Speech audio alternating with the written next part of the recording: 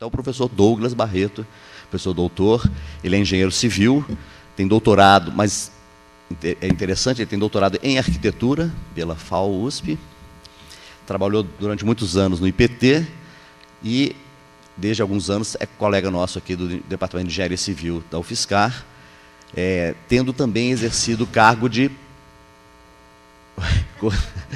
coordenador, diretor aqui na Universidade do Escritório de Desenvolvimento Físico, é o EDF que a gente fala. E, além de professor do DECIV, ele é atualmente também presidente da Associação dos Engenheiros, Arquitetos e Agrônomos aqui de São Carlos, a AEASC. Então, agradecemos bastante ao professor Douglas também por ter aceito essa quase missão, né? E que ele fez com muita dedicação. Bom dia a todos.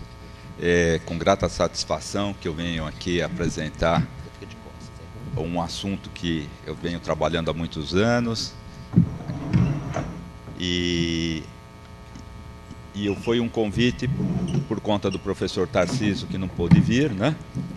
E o assunto dele era resíduo, né? E eu acabei aqui, considerando que a Jamile apresentou sobre água, eu trouxe o que eu venho trabalhando há muitos anos, que é a água de uso urbano, né? Eu sou professor lá do DECIV, alguns me conhecem, minha especialidade é sustentabilidade. Mas eu militei e trabalhei...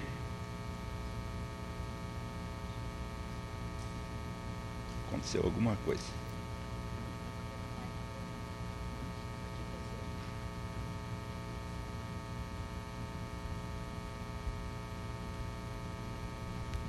Isso sempre acontece comigo. É esse aqui, né? Esse lateral. Pronto. Esse slide aí é interessante porque eu carrego com ele aí já há muitos anos. É uma discussão que teve que a água ia ser o ouro do século XXI, né? E isso tem muito a ver com a fala que a Jamile está colocando, né? Que a ideia da privatização é que a água é ouro, né? Então, além de ser algo muito valioso para a gente, enquanto ser humano e necessário, virou um bem econômico. Então, tem privatização, tem um monte de coisa. Então, o ouro aí é visto por dois lados, tanto para nós quanto como comercial, né? E eu trouxe aqui também alguns dados, não vou, né? A gente não vai... Todo mundo sabe, ou pelo menos aqui, o público aqui tem a noção de que a água é um bem finito, e esse bem finito nós temos ele muito restrito, né? Então nós temos grande parte deles água salgada, depois nas geleiras, e essa é a composição de água disponível para consumo humano. Isso aqui é água bruta sem tratamento algum, ou seja, água disponibilizada, né? E nós temos aí ainda o ciclo hidrológico, né? E aí vem o porquê de comentar isso, né? O Singeurb aqui, a missão dele está qual a nossa interferência nesse ciclo, como que a gente atravessa esse ciclo que é natural. Nós vamos estar atravessando, colocando cidades, atividades econômicas no meio rural, as cidades interferem de uma maneira nesse ciclo. O volume é o mesmo, você desloca a quantidade para lá ou para cá e você também afeta a qualidade, né? Nós temos então aí a disponibilidade no mundo. A Jamile falou 2030, esse estudo já é 2025, né? Então nós estamos aí com uma convergência, onde a gente tem a disponibilidade de água, né? Pegando o foco aqui na América do Sul e o Brasil aí vamos dizer, um país que tem água, entre aspas, em abundância, né? E o que acontece, nós temos outros países que estão sofrendo e vão sofrer cada vez mais com a estiagem e a falta de água, principalmente por conta do crescimento da população, né? A população vai crescendo vegetativamente, e aí você acaba ficando então sem um mapa de condições. Então nós temos ali uma região na África e mais ali na Ásia que vai ter problema de água em 2025, né? e alguns indicadores que são a quantidade de água disponível por metro quadrado por habitante por ano, indicando quando você tem disponibilidade ou entra em parte, começa a entrar em estresse hídrico, né? Então, menos que 500 metros cúbicos por habitante por ano, você já está na questão de, que a gente chama aí de estresse hídrico absoluto.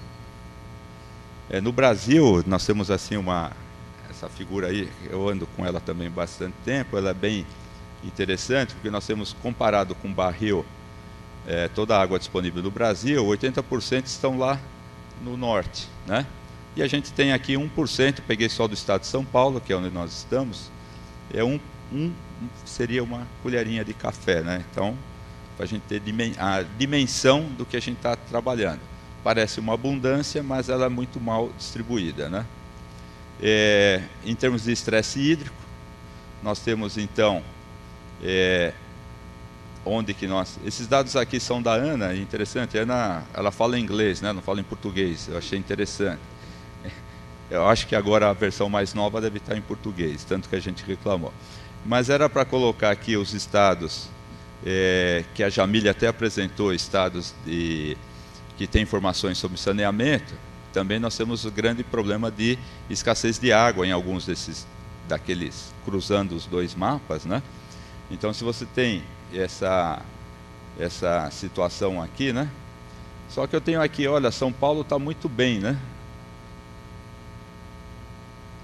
Perdão, aqui está. São Paulo está muito bem, mas quando você começa a analisar algumas regiões metropolitanas, tipo Campinas, São Paulo, esse mapa já não reflete a realidade, né? Aqui é aquela distribuição da população e água, né? Então nós temos os 3 indicadores: recursos hídricos, superfície e população, né?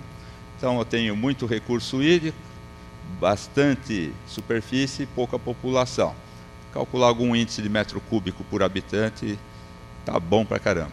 Aí quando a gente vai chegando aqui no sudeste, nordeste, né? Então eu acabo tendo aqui pouco recurso hídrico, um espaço, né, razoável, e aqui a população. Então quando eu começo a cruzar esses índices, aí acaba dando indicadores críticos, né, que a gente precisa estudar e trabalhar um pouco. A água, né, a colega aqui frisou bem a água para consumo humano, né? Acho que esse é o foco, mas a água não é só para isso, ela tem uso múltiplo, né? E a água então é um recurso concorrente, né, com várias outras atividades, né? Então aquela colherinha que tinha aqui para o estado de São Paulo, tem aí, ó, 60 vai para irrigação,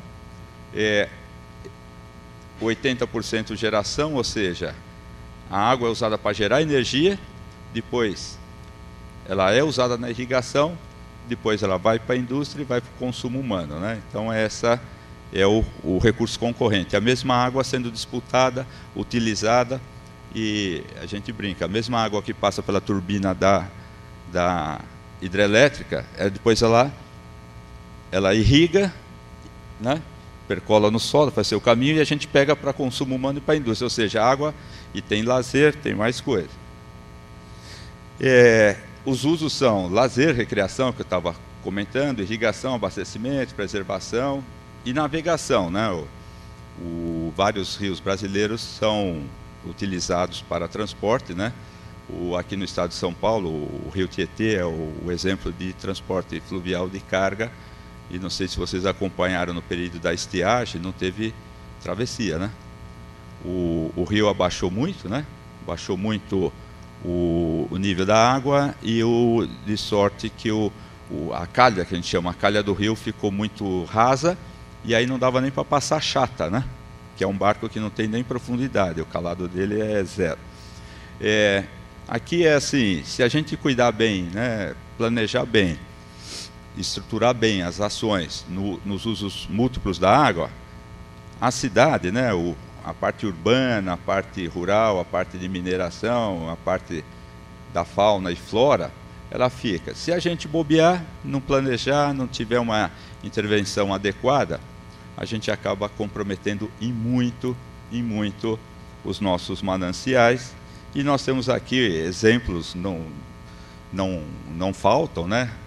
Nós tivemos exemplos muito críticos na Inglaterra, França, Itália, onde houve uma reversão, na própria Alemanha, houve uma reversão e no trato dessa água, desse uso múltiplo, a qualidade voltou a ficar boa.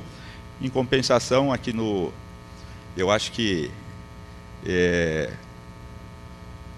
o rio Tietê, né, é uma esperança que um dia vai ser recuperado. Aquilo lá não vai ser recuperado, infelizmente, se não tiver, eu falo assim, uma intervenção de guerra, né, uma ação muito forte no saneamento, no esgotamento que é jogado nos afluentes que, por sua vez, vão para o Tietê, e é muito complicado. Então, nós temos aí essa parte da degradação ambiental por conta de um uso ou do mau planejamento da urbanização.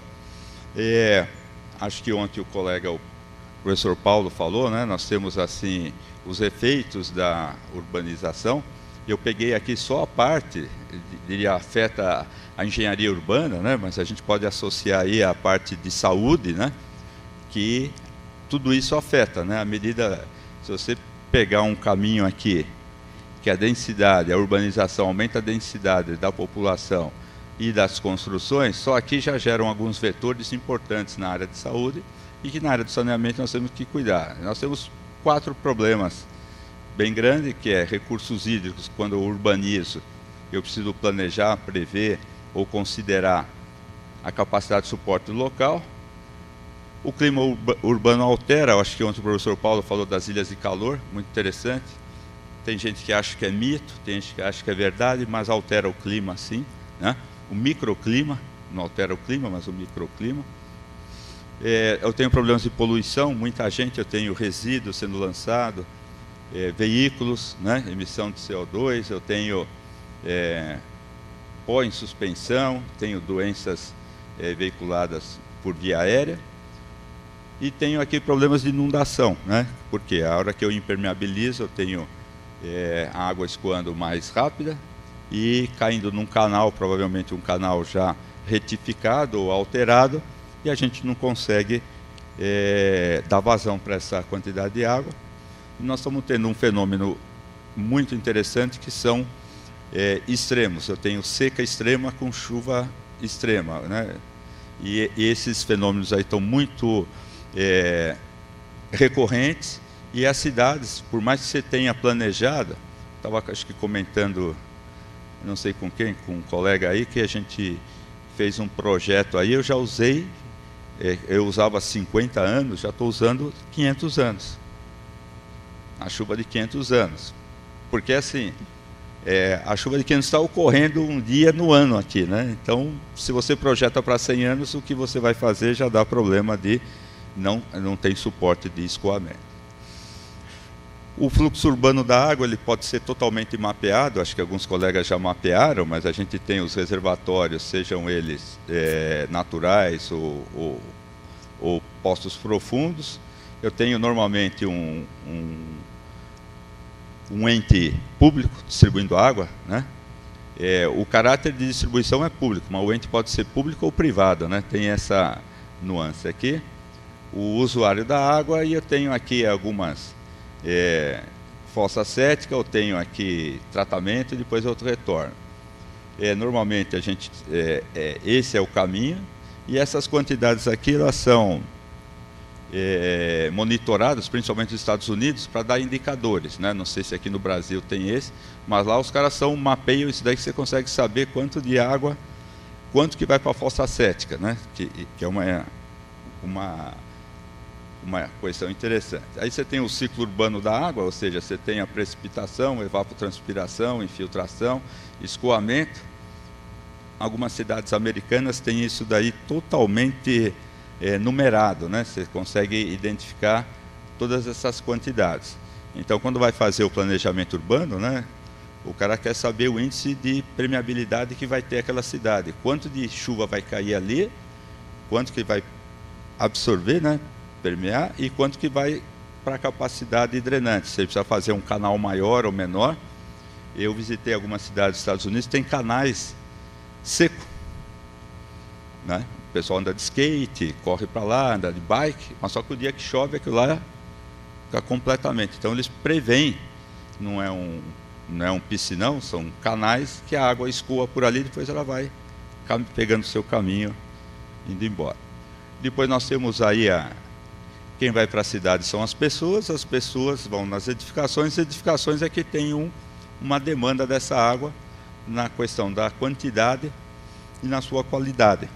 Eu estruturando aqui junto, né, compatibilizando com a colega, é porque a água ela está se tornando algo muito interessante. Nós estamos começando a utilizar a água de outras fontes e estamos começando fazendo o aproveitamento da água da chuva e reuso da água, né? E essa entidade que mapeou isso daqui foi muito interessante, porque ela colocou aqui, e ela coloca aqui que vai para a estação de tratamento, vamos assim dizer, ainda volta para o usuário, né? Tem uma estação de tratamento do ABC, que ela coleta todo o esgoto da indústria e devolve água de reuso, né? E aqui, quando eu falo water use, aqui é o uso da água, que é uma das possibilidades que a gente vai estar trabalhando. E nós temos também essa água reciclada internamente, que é aquela de reuso que a gente vem trabalhando. Isso vem uma forte tendência no meio urbano, né? Nós temos aqui vários trabalhos, várias situações com isso. Aqui é uma quantidade que nós temos que 80% da água é uso doméstico, tem algumas distribuições. Isso daqui na região metropolitana de São Paulo, eu peguei um dado lá, e normalmente 60% é uso doméstico em outras cidades, e aqui na capital, pelo menos na região metropolitana, 81% é uso doméstico, né? Toda a água que chega em São Paulo, 80% vão para as residências. É esperado, tem provavelmente por volta de 2.700.000 ligações, né? Você multiplica aí por 4, né? Já dá 9 milhões de pessoas sendo abastecidas, né? Aí aquele mapinha que eu tinha colocado para vocês, tabela, ele indica aqui como que estão as questões do estresse hídrico, né? Então, no Brasil, nós somos extremamente confortáveis, né? Quando você chega no estado de São Paulo, na média, aí tá bom. Mas quando você pega algumas bacias hidrográficas e algumas cidades dessas bacias, a do Piracicaba e do Alto Tietê, estão super críticas. E eu destaquei aqui, porque são bacias concorrentes, né? A gente puxa da bacia do Piracicaba para São Paulo. Então, né, Bernardo? A gente subtrai de uma bacia para alimentar a outra, né? O ideal seria não ter essa transposição que tem, né? E por quê? A cidade atingiu um patamar que ela é uma grande importadora de água. E por que eu estou frisando isso? Então, a água do recurso natural, né, que seria, já está pegando do subsolo, do superficial, e vai começar a reutilizar a água. Porque é muita água que entra para um lugar, não tem de onde tirar mais, então vai começar a trabalhar. Quando você começa a reutilizar essa água, o que vem? Saúde. Compromete violentamente. Nós temos que ter aí alguma cuidado excepcional. E aí a gente vê, eu vou terminar minha apresentação falando sobre aproveitamento de água de chuva, que é o que está na moda aí, é o que a gente vai ter que trabalhar. Mas poucos olham para a qualidade, para a segurança sanitária, que tem que ter a água. Nós temos algumas alternativas, né? Como é que a gente, dada essa questão, que a água vindo para as cidades, ela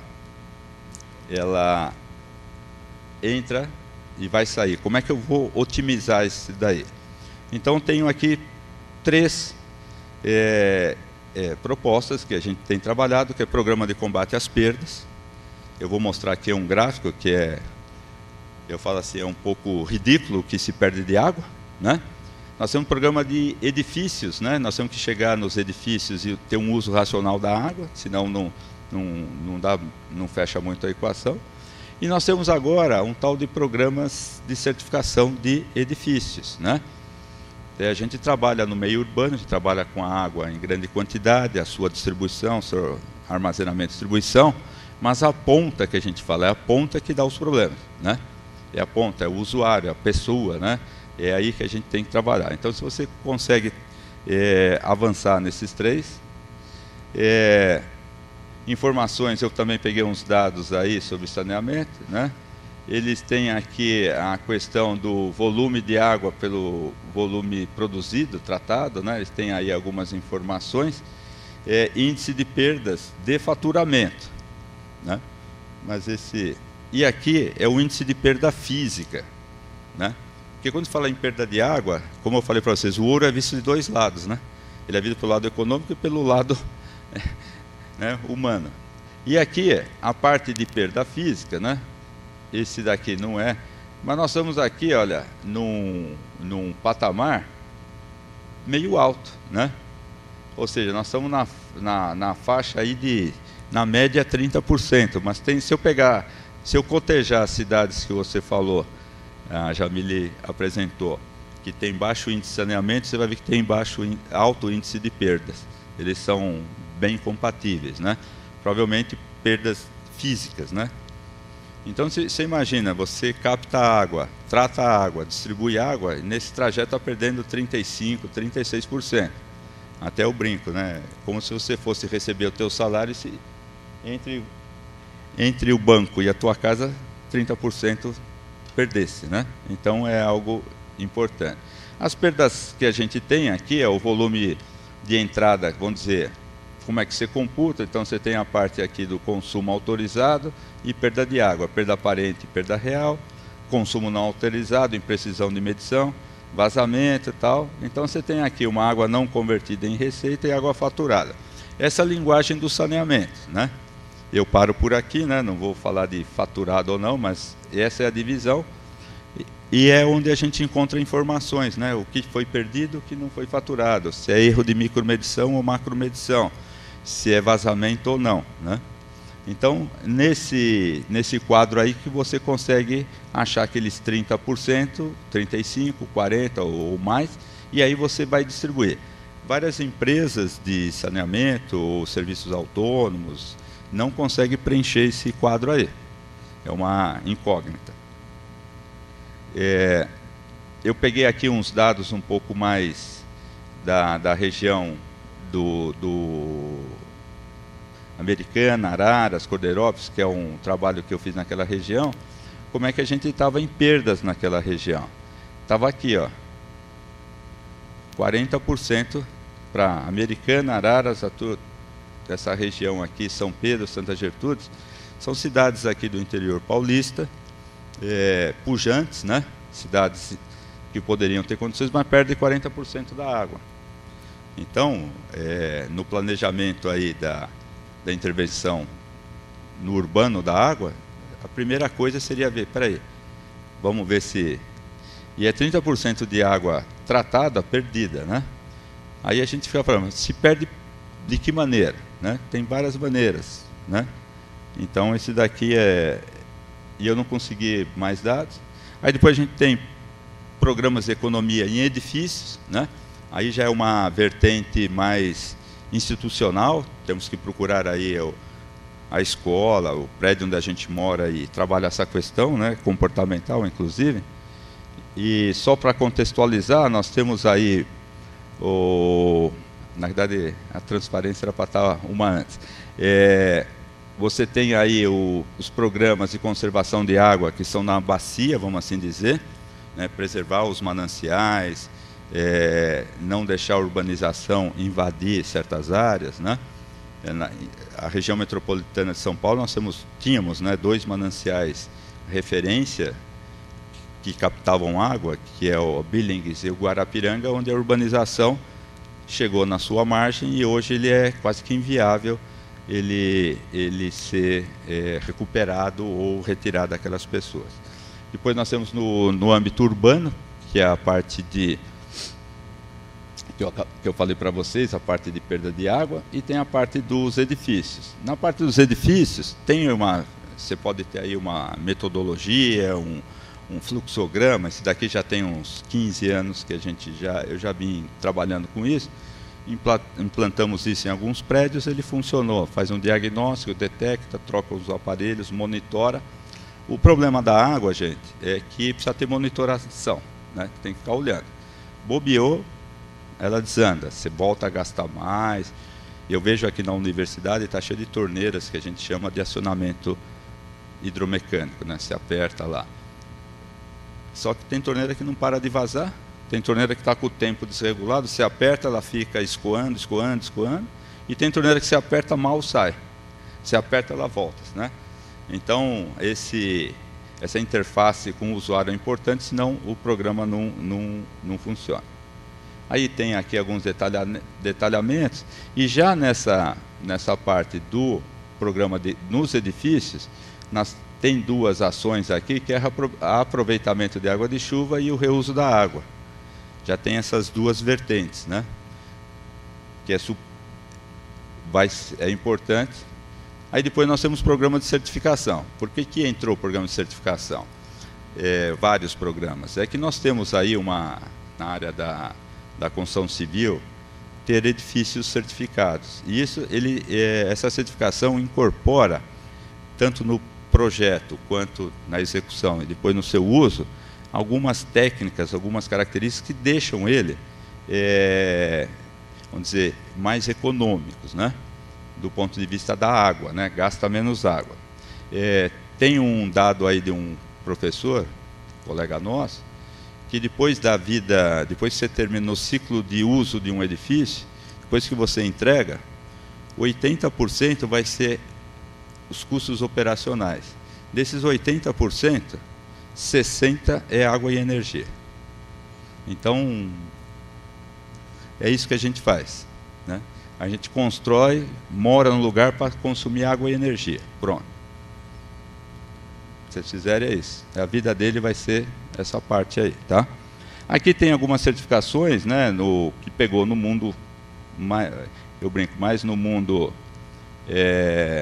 ocidental, né, vamos dizer, Europa, Estados Unidos, nós temos aqui no Brasil, Austrália, temos aqui na parte do Japão, né, e nesse miolo aqui da Europa.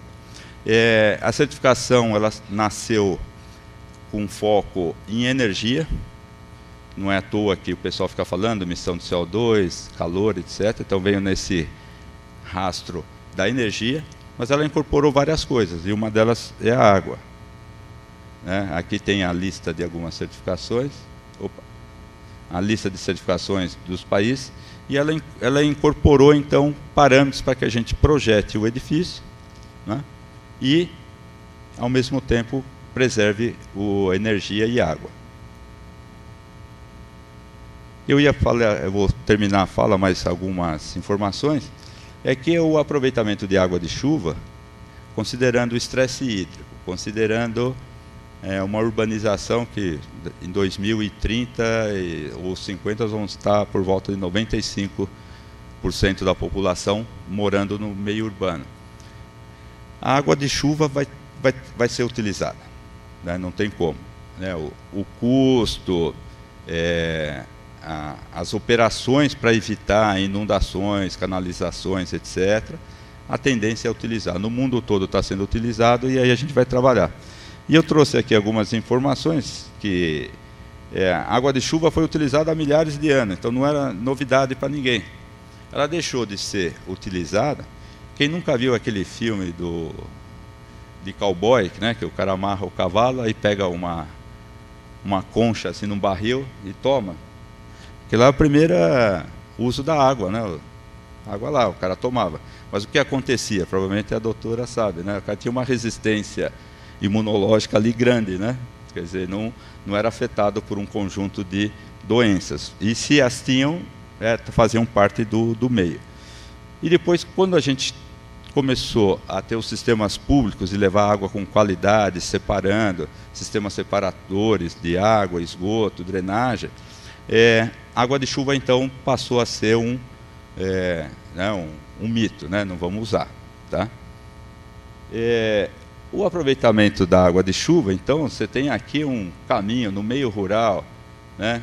Então, você pode, na própria conservação de água, afeta, né? À medida que eu uso água de chuva, deixo de consumir água de tratada. Então, aí eu tenho uma conservação. Essa conservação está refletida lá no manancial, ou seja, ele dura mais, né? Não podemos esquecer que tem um trajeto econômico aí, que é o que interfere nessas ações, tá? Temos uso urbano, né?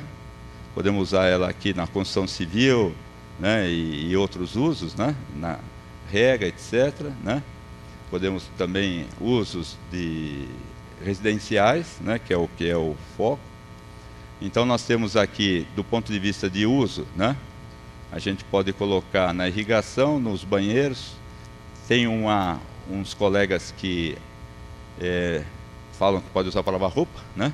E outros falam que não, né? Mas vamos lá.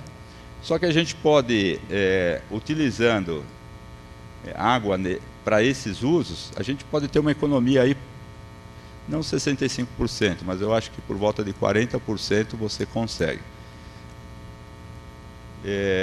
Tem aqui alguns parâmetros, e eu chamo a atenção para alguns parâmetros da qualidade dessa água, né? O que ela precisa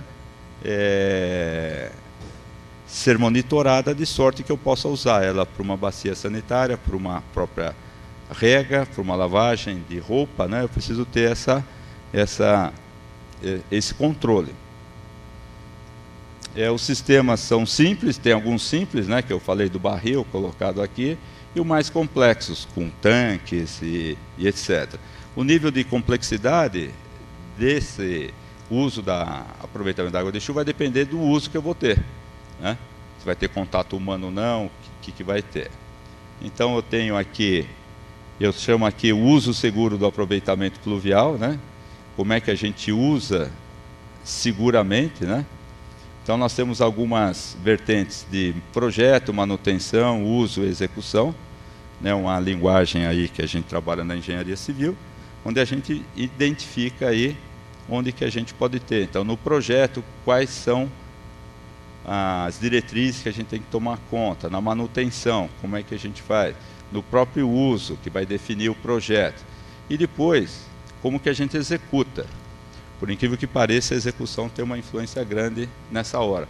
Nós vamos estar trabalhando com uma água que tem uma origem, ela vai passar por um caminho, eu vou fazer alguma coisa e vou levar para um usuário. Então, nesse trajeto, eu tenho que ter essa execução bem trabalhada.